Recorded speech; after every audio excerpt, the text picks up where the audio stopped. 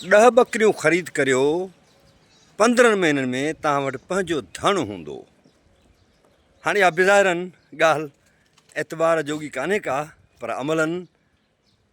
ईअं करे सघिजे थो ऐं ईअं खोड़ सारा माण्हू करे तमामु वॾो नाणो कमाए रहिया आहिनि। बकरी साल में 2 दफ़ा वियामंदी आहे, यानी 5 महीना हू प्रेग्नेंट हूंदी आहे, ढुकी हूंदी आहे ऐं 5 महीननि खां पोइ हू वियामंदी आहे। अहिड़ी तरह 10 महीननि में हुन जा 2 वियम थियनि था ऐं जेकॾहिं असां थोरो बि हिसाबु कयूं त 2 महीना असां उन्हनि खे ग्रेस में ॾेई था छॾियूं, पर असां 2 महीना बि कोन था ॾियूं, असां 5 महीना उन्हनि खे ग्रेस में ॾेई था छॾियूं त जीअं बकरियूं खे उहो जेको गेप आहे। हाणे औसतन असां वटि बकरियूं 1 फर 3 फर कॾहिं कॾहिं 4 फर बि ॾींदियूं आहिनि, त उन हिसाब सां पाण सिर्फ़ु 2 फर था ॿधूं हिकिड़े तूर जा, ऐं जेकॾहिं हिकिड़े तूर में 2 फर हिकिड़ी बकरी ॾिए थी त 10 बकरियुनि जा फर थींदा 20। अहिड़ी तरह वरी जॾहिं ॿियो तूर ॾींदी, हाणे 15 महीना अञा मुकमिल न आहिनि थिया, जॾहिं ॿियो तूर ॾींदी त वरी तव्हां वटि 20 फर ॿिया आहिनि। हाणे इन जो मक़सदु इहो थियो त तव्हां वटि 40 बकरियूं 15 महीननि अंदरि उहे तव्हां वटि थी चुकियूं ऐं 10 बकरियूं जेके तव्हां ख़रीद करे आया हुआ उहे अॻे ई तव्हां वटि मौजूदु आहिनि। हाणे जॾहिं इहो असां, पर इन जे लाइ रुॻो हीअ ॻाल्हि करे छॾणी कोन्हे का, पर इन जे लाइ तमामु ज़रूरी आहे त असां इहा ॻाल्हि सम्झूं त इहे 15 महीना बकरियुनि खे भरपूर चारो ऐं उन सां गॾोगॾु बकरियुनि खे जेको आहे वैक्सीनेशन, उनजो इलाजु, उनजो सुको साओ ऐं हर तरह जो जेको चारो आहे उहो असांखे बकरियुनि खे ॾियणो पवंदो, तॾहिं वञी असां 40 बकरियूं करे सघंदासीं 15 महीननि में। हाणे 40 बकरियुनि मां जेकॾहिं 20 तव्हांजा छेला थियनि था त उन्हनि छेलनि खे सिर्फ़ु हिकिड़ो साल अव्हांखे पालणो आहे, ऐं जॾहिं साल अव्हां उनखे पाले तयारु कंदो त उनखां पोइ हू बिड़ांदा थी वेंदा ऐं बिड़ांदा थींदा त उज़ही वारी ईद ते अव्हां वॾे पैमाने ते कमाए सघो था। ऐं जेकॾहिं नसुलु सुठो आहे बकरियुनि जो, सुठे नसुल जी बकरियूं अव्हां ख़रीद करियो था त पोइ हीअं अव्हांखे महिनत करणी पवंदी। हाणे हीअ तव्हां नौजवान ॾिसो था, मुंहिंजो पुटु आहे ऐं हीअ यूनिवर्सिटी खां पढ़ियो आहे, कंप्यूटर साइंस में पढ़ी आयो आहे, पर पंहिंजे हथनि सां पाण माल खे पाणी बि ॾेई रहियो आहे ऐं गाह बि ॾेई रहियो आहे ऐं उनजी ख़िदमत हाणे हुननि शेड ते मथे बकरियूं हींअर हुनखे खाराए पीआरे शेड ते चाढ़े छॾियो आहे, छाकाणि त थोरी झुड़ाली मौसम आहे ऐं मींहं जा इम्कान आहिनि, मथां मींहुं पवे। मींहुं बकरियुनि जे खुरनि जे बीमारियुनि जे लाइ तमामु घणो ख़तरनाक थींदो आहे ऐं उन में अक्सर खुर जूं बीमारियूं थींदियूं आहिनि। त इहे तव्हांखे सभई शयूं ज़हन में रखणियूं पवंदियूं। सो पाण पंहिंजे असुलु मौज़ू ते अचूं था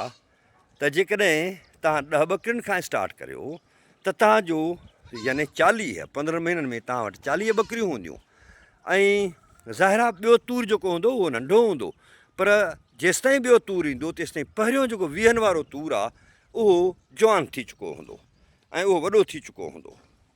अव्हां बकरियुनि खे जेकॾहिं खुलियो छॾियो था त हिन क़िस्म जूं खुरलियूं बि अव्हां वटि हुजणु खपनि ऐं साॻियूं खुरलियूं वरी अव्हां पंहिंजी वाड़ीअ में, मथे शेड में त लॻल आहिनि, पर वाड़ीअ में बि अव्हां उहे रखे सघो था। जे ही तव्हां ॾिसो पिया त हीअ खुरलियूं वाड़ीअ में लॻल आहिनि ऐं जेकॾहिं सॼो गाह हुननि खे ॾियो था त हिन क़िस्म जो तव्हां हिकिड़ो स्ट्रक्चर ठाहियो ऐं उन ते तव्हां सॼो गाह जॾहिं रखंदव त गाह पट ते न किरंदो, ऐं जॾहिं पट ते न किरंदो त बकरियुनि खे पेट जी बीमारी न थींदी ऐं पोइ तव्हांखे डीवर्मिंग कराइण जी घणी ज़रूरत पेश न ईंदी। हूअं डीवर्मिंग तव्हांखे हर चौथे महीने करणु खपे, हर 3 महीने चौथे महीने तव्हांखे लाज़मी कराइणु खपे, पर जेकॾहिं तव्हां माहौल पंहिंजो बहितरु रखो था ऐं सुठे नमूने सां तव्हां बकरियुनि खे चाढ़ियो था त पोइ उनजी ज़रूरत पेश न ईंदी। सो पाण ॻाल्हि पिए कई 10 बकरियुनि जी, त जेकॾहिं 10 बकरियूं तव्हां धारियो था ऐं उन्हनि सां हिकिड़ो गॾु छेलो बि रखो था त तव्हां जूं 15 महीननि में उहे 40 हूंदियूं। पहिरियों तूर वरी उहो जवान थी चुको हूंदो, छाकाणि त असां 15 महीना ॾेई रहिया आहियूं ऐं ॿकरी 5 महीने वियामंदी आहे, असां 7 महीना ॾेई था छॾियूं, असीं 8 महीना ॾेई था छॾियूं,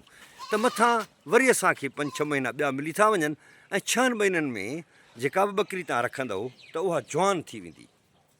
उहा तयारु थी वेंदी 6 महीननि में, 7-8 महीननि में त उहा बाक़ाइदे प्रेगनेंसी जे ऐं लॻण जे लाइक़ु थी वेंदी।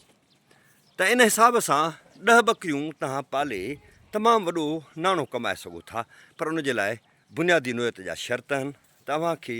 पंहिंजी महिनत पाण करणी पवंदी ऐं तव्हां वटि गाहु हुजे, पंहिंजो ज़बरदस्त क़िस्म जो गाहु हुजे, हर मौसम जो गाहु हुजे, सुको चारो तव्हां ॿकरियुनि खे ॾियो ऐं नसुलु सुठो रखो। जीअं हीअ तव्हां ॾिसो पिया त हीअ बरियूं ॿकरियूं आहिनि नंढड़ियूं, ऐं हीअ वरी वॾियूं ॿकरियूं पटेरियूं मौजूदु आहिनि, त कटू माल बि असां वटि मौजूदु आहे, नंढो कटू माल बि असां वटि मौजूदु आहे। ऐं हीअ नंढड़ा फर हिन वक़्तु असां हिननि ॿकरियुनि खे असां वटि हीअ जेके वॾियूं असां आंदियूं आहिनि, इनखे महीनो सवा थियो आहे, असां पीड़ी था वठी आया हुआसीं, त हिन वक़्तु असां वटि 17 फर मौजूदु आहिनि। हाणे इहे 17 फर उन्हनि मां महीने खन में अवां ॾिसो त हीअ जेको फर आहे इहो हाणे खीर बि पीअनि था त गाहु बि खाइनि था, थोरा थोरा ही हाणे चरकड़ा थी चुका आहिनि, हेॾा हीअ फर बि गाहु खाए थो ऐं चरकड़ो थी चुको आहे। सो चवण जो मक़सदु इहो आहे त जेकॾहिं अव्हां चाहियो था त अव्हां पंहिंजी बावकार ज़िंदगी गुज़ारियो ऐं पंहिंजो पोरियो कयो,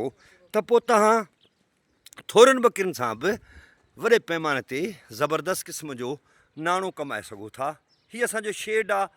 जेको तव्हांखे ॿियनि वीडियोज़ में बि असां ॾेखारियो आहे, ऐं हीअ वरी असांजी वाड़ी आहे जेका जंहिंमें असां लाहींदा आहियूं ॿकरियूं, त इन में हली वेंदियूं आहिनि। पोइ वरी ॿकरियुनि खे माना मूवमेंट तमामु ज़रूरी आहे। हीअ वॾो इलाइक़ो आहे जंहिंमें वरी असां ॿकरियुनि खे घुमाईंदा आहियूं त घुमनि फिरनि ऐं हू पंहिंजो जिस्म ठाहिनि ऐं जान ठाहिनि। त हिन नमूने सां जेकॾहिं असीं पंहिंजो कारोबारी सिलसिलो शुरू कंदासीं त यकीनन असां ज़बरदस्त नाणो कमाए सघूं था। सो अव्हां इब्तिदा करियो, अव्हां बिस्मिल्लाह करियो, ऐं उहा 5 ॿकरियुनि खां बि करे सघिजे थी ऐं उहा 10 ॿकरियुनि खां बि करे सघिजे थी। जेकॾहिं तव्हां वटि पैसा आहिनि